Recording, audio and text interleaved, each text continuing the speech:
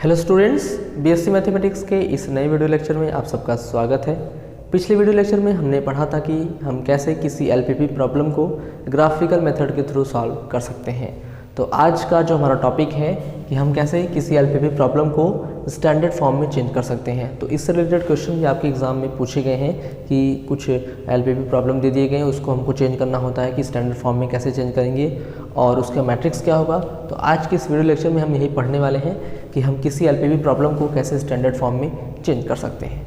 तो standard form को पढ़ने से पहले हमको यहाँ पे दो अलग अलग वेरिएबल्स के बारे में जानना पड़ेगा।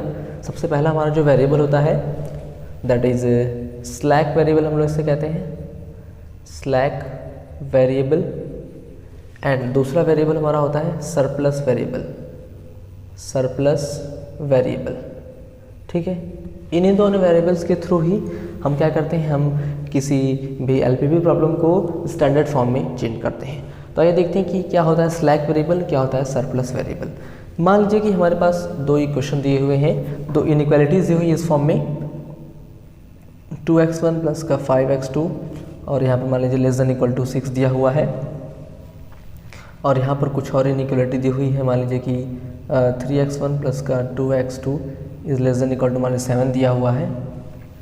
और कुछ इनइक्वालिटी इस तरह दी हुई है कि 3x1 प्लस का x2 is greater than equal to 7, या फिर यहाँ दिया हुआ मान लीजिए x1 प्लस का x2 is greater than equal to 9। तो इस तरह से कुछ इनइक्वालिटीज दी हुई है। तो इसमें हम कैसे यूज़ करेंगे स्लैक वेरिएबल को और कैसे यूज़ करते हैं सरप्लस वेरिएबल को। तो देखिए यहाँ पर जैसे कि यहाँ पर दिया हुआ पहला इक्वेशन देख लें। पहला इक्वेशन दिया हुआ है कि 2x1 प्लस का 5x2 is less than equal to कह सकते हैं 6। ठीक है, तो अगर हम लोग को यहाँ पर मान लीजिए इनइक्वालिटी को हटाना होगा तो हम देख रहे हैं कि ये वाला जो टर्म है ये क्या आ रहा है, ये 6 के इक्वल हो सकता है या फिर 6 से लेस हो सकता है, उससे कम हो सकता है, उससे ज़्यादा नहीं हो सकता है।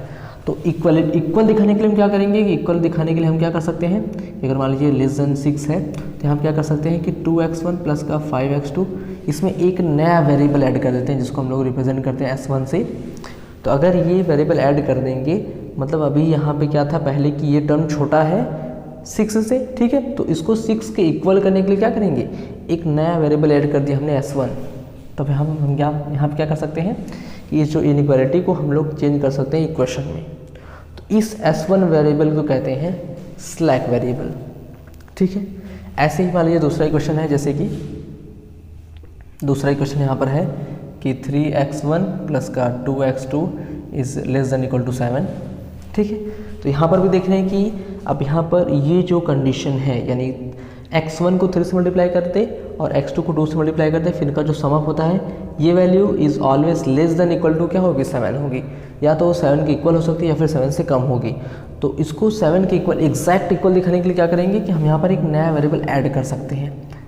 फॉर एग्जाम्पल 3x1 प्लस का 2x2 और प्लस का यहाँ पे क्या है s2। ठीक है, तब यहाँ पे क्या आ जाएगा, पूरा इक्वेशन ये 7 के इक्वल हो जाएगा। अभी यहाँ पर ये टर्म छोटा था, इसको इक्वल दिखाने के लिए क्या किया, एक नया वेरिएबल ऐड कर दिया s2। तो यहाँ पर इस वाले इक्वेशन में जो हमने s1 ऐड किया और इस वाले इक्वेशन में जो s2 ऐड किया, तो यहाँ पर s1 एंड s2 क्या कहते हैं, ये कहलाता है स्लैक वेरिएबल। इसे हम लोग कहते हैं स्लैक वेरिएबल।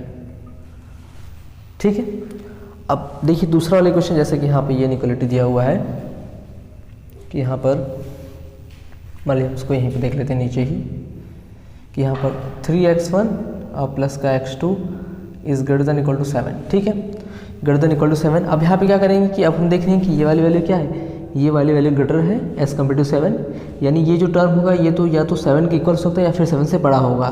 तो एकदम इक्वल हम दिखाने के लिए क्या करेंगे, इसको इक्वेशन चेंज करने के लिए क्या करेंगे कि 3x1 प्लस का x2 में से क्या कर देंगे, अब ये वैल्यू बड़ी है यानी इसमें से कुछ हमको माइनस करना पड़ेगा, कुछ माइनस कर देंगे तो वो 7 के इक्वल हो सकता है। यानी माइनस का यहाँ पे अगर s1 ले लें इज इक्वल टू क्या आ जाएगा, ये 7।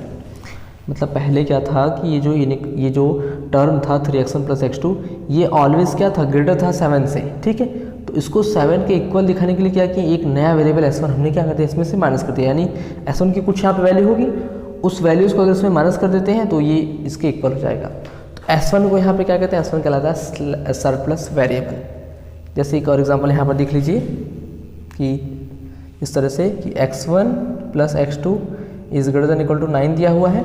तो यहाँ पर भी देख रहे हैं कि ये जो टर्म x1 प्लस x2 ये क्या है, ये 9 से ग्रेटर है। तो इसको इक्वल दिखाने के लिए क्या करेंगे कि x1 प्लस x2 माइनस का s2 इज इक्वल टू 9। तो यहाँ पर जो s1 एंड s2 है, s1 एंड s2 आर, इसको हम लोग कहते हैं सरप्लस वेरिएबल। ये कहलाते हैं क्या, ये कहलाते हैं सरप्लस वेरिएबल्स।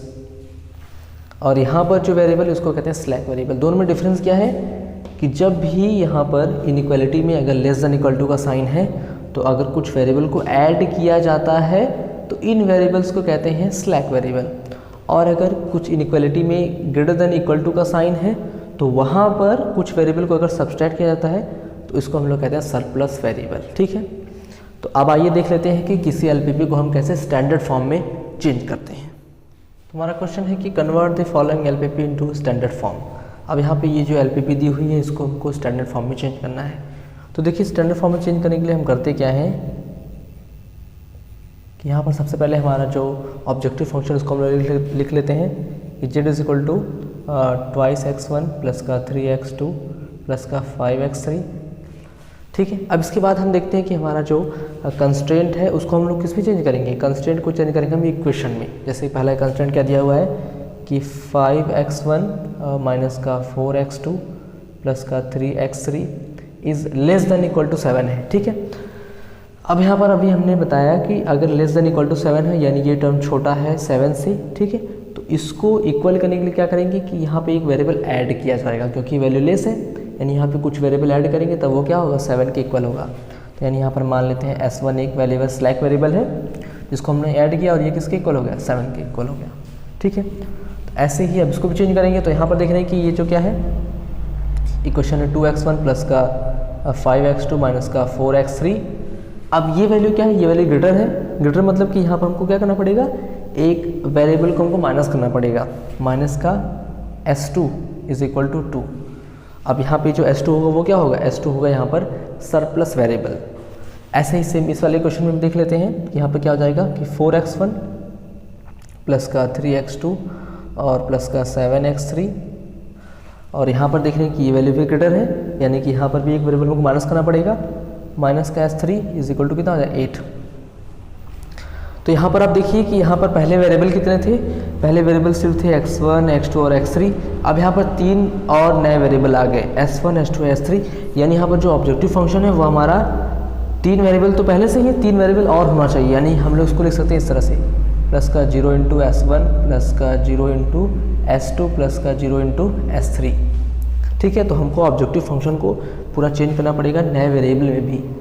तो जेड को हम इस तरह से लिखेंगे और इन सारी इनइक्वालिटीज़ को हमने चेंज कर दिया इक्वेशन में। और यहाँ पर नीचे हम दिखा देंगे कि जो x1 है, x2 है, x3 है, और कह सकते हैं कि s1 है, s2 है एंड s3 है, ये सभी वैल्यूज़ क्या हैं ग्रेटर देन इक्वल टू 0 है। तो ये हमने क्या किया कि इस एलपीपी वाले जो है इक्वेशन को कह सकते हैं एलपीपी प्रॉब्लम को हमने चेंज कर दिया किसमें, ये है इसका स्टैंडर्ड फॉर्म। अब यहाँ पर आपको क्या करना पड़ेगा कि अब जब आप अपने एग्जाम में लिखेंगे तो यहाँ पर तो ऐसे डायरेक्ट लिखेंगे नहीं, तो वहाँ पर अब क्या एक एक लैंग्वेज लिखेंगे, एक पॉइंट बना करके लिखेंगे कि पहले हम क्या करेंगे कि पहले ऑब्जेक्टिव फंक्शन कितना लिख लेंगे। ठीक है, उसके बाद हम पहले वाले इनइक्वालिटी को उठाएंगे। अब चूँकि दिखा देंगे कि ये वैल्यू लेस है तो हमको एक नया वेरिएबल ऐड करना पड़ेगा s1, जिसे हम लोग कहेंगे स्लैक वेरिएबल।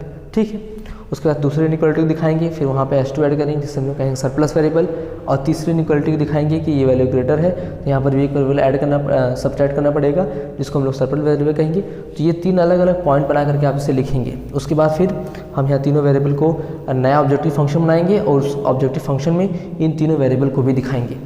तो ये कहलाता है इस एलपीपी का ये स्टैंडर्ड फॉर्म है। तो इस तरह से आप अपने एग्जाम में करेंगे, और इसमें कुछ लैंग्वेज लिखना है तो वो लैंग्वेज भी आप हर एक पॉइंट वाइज लिख लीजिएगा। तो आई होप आपको अच्छी तरह क्लियर हो गया होगा कि कैसे हम किसी भी एलपीपी को स्टैंडर्ड फॉर्म में चेंज करते हैं। अब आगे के जो मेथड हम पढ़ने वाले हैं that is simplex method and 2 phase simplex method और बिग एम मेथड। इन सारे मेथड में हम क्या करते हैं कि क्वेश्चन को सॉल्व करने से पहले सबसे पहले हम उसे स्टैंडर्ड फॉर्म में ही चेंज करते हैं।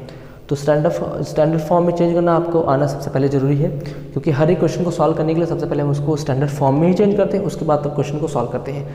हर एक क्वेश्चन में जो हमारा स्टेप फर्स्ट होगा, स्टेप फर्स्ट में हम क्या करते हैं कि क्वेश्चन को पहले स्टैंडर्ड फॉर्म में चेंज करते हैं, और स्टैंडर्ड फॉर्म में चेंज करने के लिए हमको सरप्लस वेरिएबल, स्लैक वेरिएबल, इन सब की ज़रूरत जो है पड़ने वाली है। तो आई होप ये वीडियो लेक्चर आपको अच्छी तरह से क्लियर हो गया होगा। अब मिलते हैं नेक्स्ट वीडियो लेक्चर में, जिसमें हम पढ़ने वाले हैं कि किसी भी LPP प्रॉब्लम को सिंप्लेक्स मेथड के थ्रू कैसे सॉल्व कर सकते हैं। तो मिलते हैं नेक्स्ट वीडियो में।